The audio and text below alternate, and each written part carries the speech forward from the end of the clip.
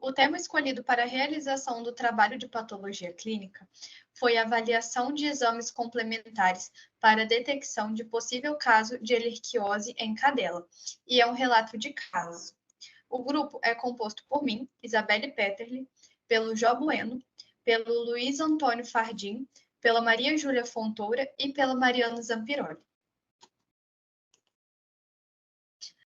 Os temas abordados serão resumo, introdução, objetivos, metodologia e resultado. No resumo, nós citaremos sobre o carrapato, que ele é um parasito cosmopolita, e também vamos falar sobre o relato de caso, sobre a doença do carrapato, conhecimento sobre patógeno, avaliação clínica, exames complementares, diagnóstico sugestivo e tratamento terapêutico. Agora, na introdução, eu vou falar sobre o carrapato. Ele é da família Rickettsia e o agente etiológico dele é Ehrlichia canis. E o vetor da doença é o Rhicephalus sanguineus. Ele é um parasito intracelular obrigatório, ou seja, fica dentro da célula. E eles são parasitos que afetam o sangue, tanto de animais quanto de humanos, e por esse motivo são classificados como zoonose. A transmissão da doença ocorre por inoculação de sangue, ou seja, o animal contaminado transmite a doença para o animal sadio pela interseção do parasito. Ou seja, o parasito que faz essa transmissão, essa ligação, né? E também pode ocorrer por transfusão sanguínea, mas não é um meio muito comum. A ehrlichiose é caracterizada por 3 fases: a fase aguda, a fase subclínica e a fase crônica.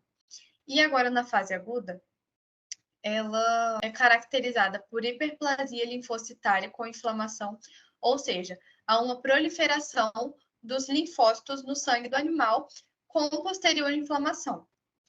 Também ocorre a destruição das células-alvos, que são os trombócitos e os leucócitos, e com isso ocorre uma trombocitopenia e uma leucopenia.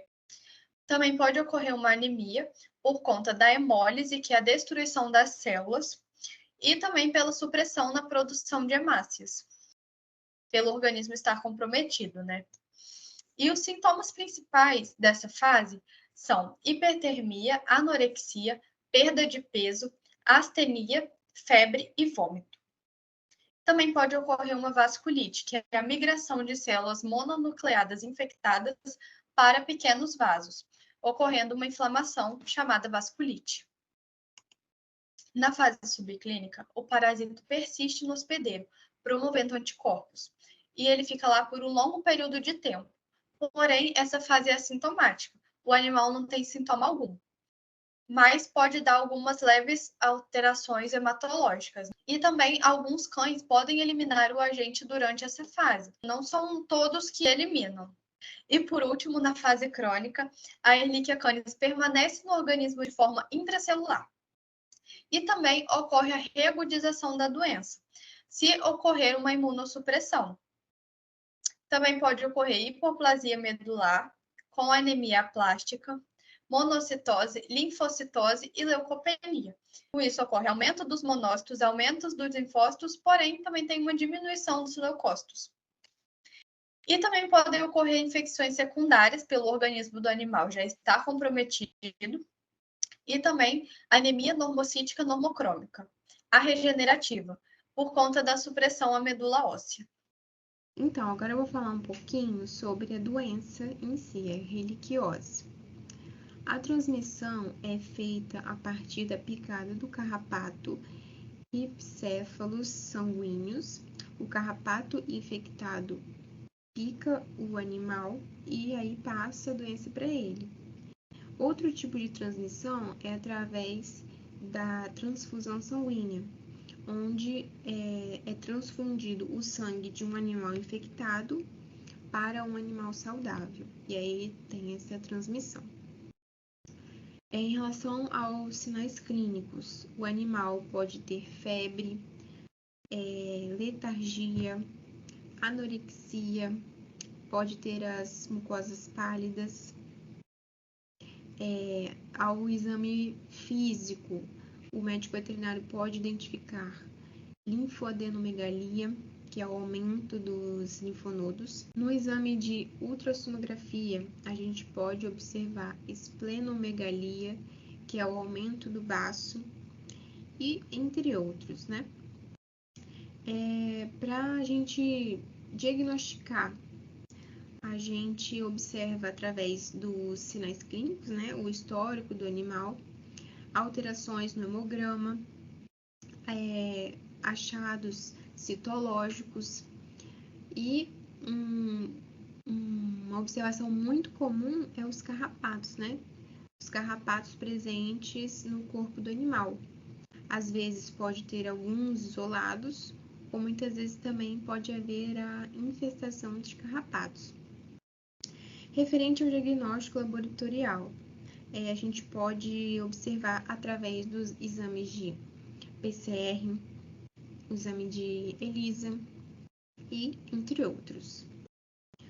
O tratamento da ehrlichiose, na maioria dos casos, a gente faz a partir da doxiciclina, é o mais utilizado.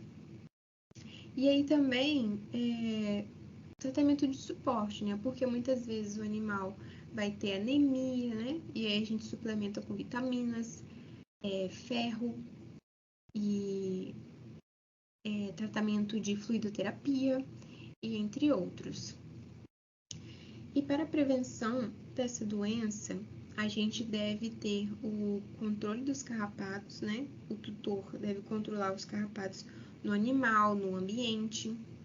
E para controlar esses carrapatos no animal, a gente usa os acaricidas, que tem vários no mercado, como o Bravecto, Simparic, NexGard e entre outros. Também é muito necessário levar o animal no veterinário, né, periodicamente para fazer os exames, né? Em relação aos cães doadores de sangue, é muito importante também realizar os exames antes de fazer a transfusão, para que o animal que vai receber esse sangue também não fique doente. Da parte dos objetivos do nosso trabalho de ehrlichiose canina. A importância do diagnóstico precoce na clínica veterinária. É importante você tratar o animal no início da doença. Então, você levar o veterinário nos primeiros sintomas e fazer os exames para ver se ele tem ou não, é muito importante você fazer nas fases iniciais. Análise dos sinais clínicos e hematológicos. Principais técnicas de diagnóstico. ELISA, PCR, imunofluorescência indireta, esfregaço sanguíneo. Exame sorológico. Já no teste de imagem seria o hemograma. Testes moleculares não são muito usados. Desafios e limitações no diagnóstico clínico. O osteoporose ele já está na fase avançada da doença. Então, por causa disso, acaba sendo difícil de você controlar ela, você acabar com ela ou perceber ela. Recomendações para o diagnóstico adequado. O seu cão, quando apresentar os primeiros sintomas, como a febre, o vômito, o animal não quer comer, o animal está aquele animal triste, cabisbaixo, ele já está aparecendo as mucosas, já está pálido, você vê que o animal já está com anemia, o animal já está doente. Então, é sempre importante observar esses sintomas, recomendado levar ao veterinário, fazer teste de PCR seria um dos mais indicados, por quanto que ele pega todas as fases da ehrlichiose, todas as etapas dela. Ele consegue detectar todas as fases. Anteriormente, a doença do carrapato é muito frequente e comum na clínica. O nosso trabalho foi desenvolvido em cima de um relato de caso de uma cadela fêmea da raça Schnauzer, de aproximadamente 7 anos e 11 quilos, que chegou na clínica com normofagia, normoquesia, fezes e urinas inalteradas e com queixa principal de manchas avermelhadas na região abdominal, como representado aqui nessas imagens abaixo. Manchas bem pequenas e vermelhas. No exame físico, o parâmetro fisiológico da paciente estava normal, temperatura e mucosa inalterada, na palpação minuciosa, sem desconforto abdominal, ausência de pruridos e crostas nessas manchas vermelhas. E uma informação muito importante é que foi relatado que o ectoparasiticida estava com atraso de aproximadamente 8 meses. Ectoparasiticidas são medicamentos para o controle e prevenção de parasitos, de ectoparasitos. Então, essa é uma informação muito importante. Bom, após essa anamnese e essa coleta de dados, na consulta clínica foi solicitado exames. O primeiro exame foi o hemograma, para observar, né, como está a série vermelha da paciente, a série vermelha das células dessa paciente, se ela possui alguma anemia ou não. Também foi solicitado o exame bioquímico, com a finalidade de avaliar as funções metabólicas dos órgãos do animal. A cadela voltou na clínica depois de um dia para fazer a coleta e foi coletado o material certinho, mandado para o laboratório e aproximadamente depois de umas 5 horas da coleta, foi observada uma mancha muito grande, semelhante a uma hemorragia na superfície da pele da cadela. Depois disso, foi solicitado um exame de coagulação, que é o coagulograma. Ele tem a finalidade de observar alterações na cadeia de coagulação da paciente. Além do coagulograma, foi solicitado também o PCR. É um teste molecular muito sensível e específico que detecta DNA de alguns hemoparasitas no corpo do animal, através da reação da cadeia polimerase. O resultado do hemograma saiu. No eritrograma, podemos observar hemácias normocíticas normocrômicas, ou seja, o VCM e o CHCM estão dentro dos valores de referência da espécie. A cadela não possui anemia. No leucograma, não temos alterações. Leucograma, ele observa as séries brancas do organismo. E no plaquetograma, a gente pode observar uma trombocitopenia, que é a diminuição do número das plaquetas do organismo. O valor de referência é 175.000 a 500.000 e o da paciente consta apenas 20.000. Com isso, foi iniciado um tratamento terapêutico, que é um tratamento sem diagnóstico. Foi administrado doxitrate 200 mg, que é um antibiótico com um princípio ativo de doxiciclina, meio comprimido, BID, ou seja, de 12 em 12 horas, durante 28 dias. Também foi administrado Prediderme 20 mg, que é um corticoide, meio comprimido, CID, ou seja, uma vez no dia, durante 7 dias. E a solução de iridoide para aplicar como forma de spray nessas manchas avermelhadas. O resultado do exame bioquímico também saiu. Esse exame ele avalia as funções metabólicas dos órgãos e dos tecidos do corpo do animal. Os resultados estão dentro dos padrões de referência, não temos alterações. A ureia e a creatinina avalia a alteração renal, então o rim está direitinho, funcionando normalmente. A AST, a ALT, fosfatase alcalina e a GGT, que avalia as funções hepáticas, também está tudo direitinho, não temos alterações. E isso mostra que a multiplicidade das funções dos órgãos e tecidos não possui alterações, eles estão todos normais. Dando sequência nos exames realizados pela paciente, foi realizado também um teste de coagulograma, né, onde é analisado o tempo de coagulação sanguínea. Esse teste ele consiste aí na análise do tempo de protrombina e de tromboplastina. Como visto aqui no resultado abaixo, o tempo de prototrombina encontra-se dentro do intervalo de referência, ou seja, não houve nenhuma alteração relevante. Já no tempo de tromboplastina, houve uma redução, né, chegando e se enquadrando fora do intervalo de referência. Isso configura hipocoagulabilidade. O que seria essa hipocoagulabilidade? Seria a coagulação sanguínea mais rápida, né? E isso acaba favorecendo o surgimento de manchas na pele, como foi visto aí anteriormente. Mas um teste realizado foi o teste de reação de cadeia de polimerase, né? Esse teste ele consiste aí na identificação do DNA do agente presente em amostras coletadas. No caso desse paciente, foi coletada uma amostra de sangue total e não houve a amplificação do genoma pesquisado, no caso de Ehrlichia, na amostra de sangue coletada ali. Não foi encontrado, então ele foi classificado como falso negativo. Por que esse falso negativo?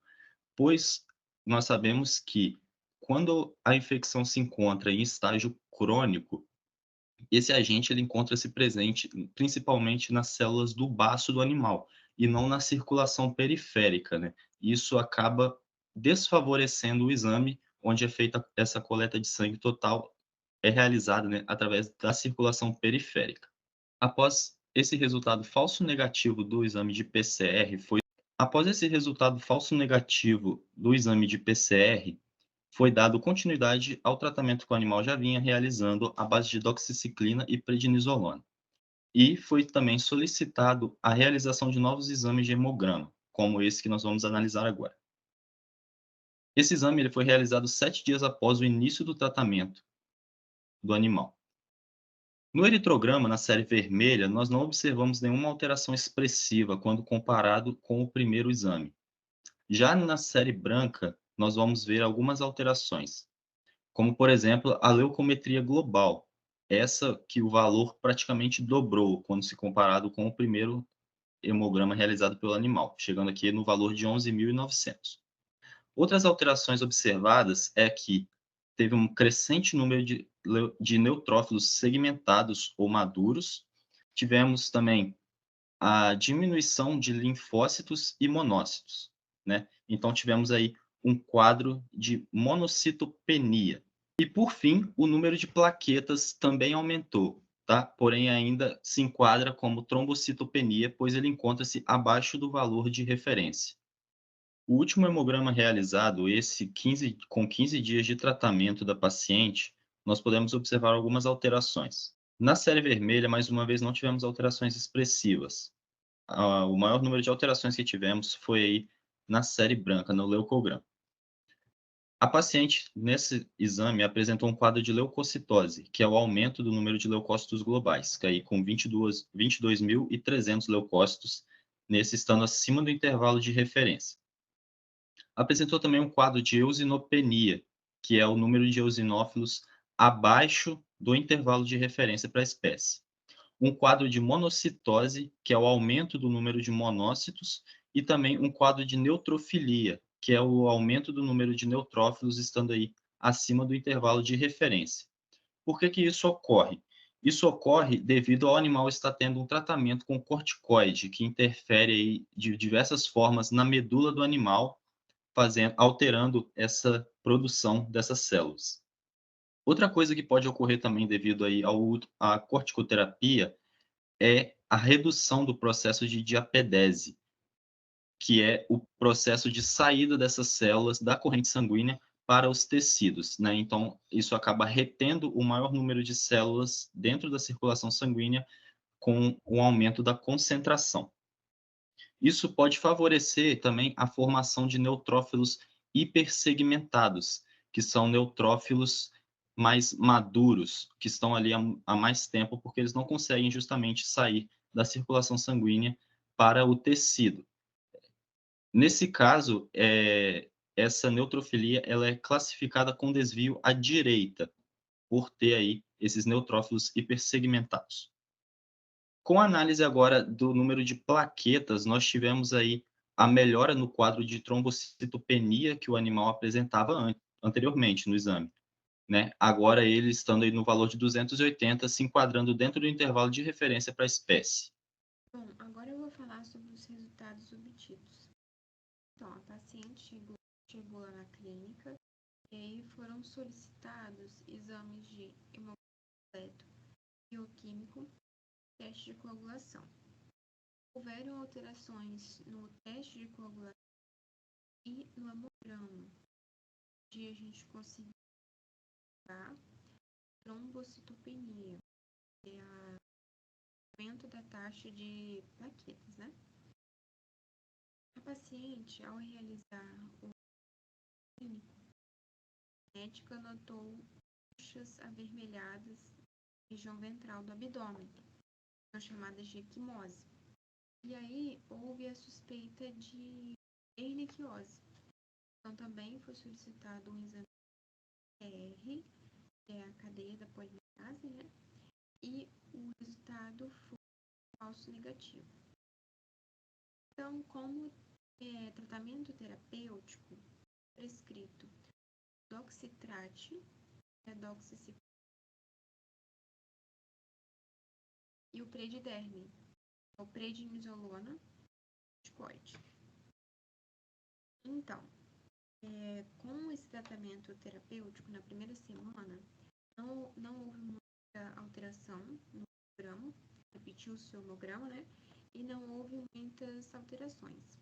Já na terceira semana de tratamento, uma grande mudança, as plaquetas triplicaram, e aí a gente pode tomar como base que, mesmo não fechando o diagnóstico, a gente não soube exatamente o que é.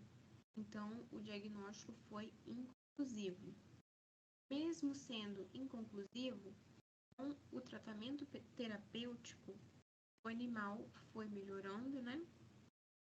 Melhora no grama, a paciente permaneceu sem sinais clínicos. Então, a gente pode concluir que os tratamentos terapêuticos associados com exames, né? Foi sim, teve sucesso, né? E a paciente melhorou e segue melhorando. Então, esse foi o trabalho de... E é isso.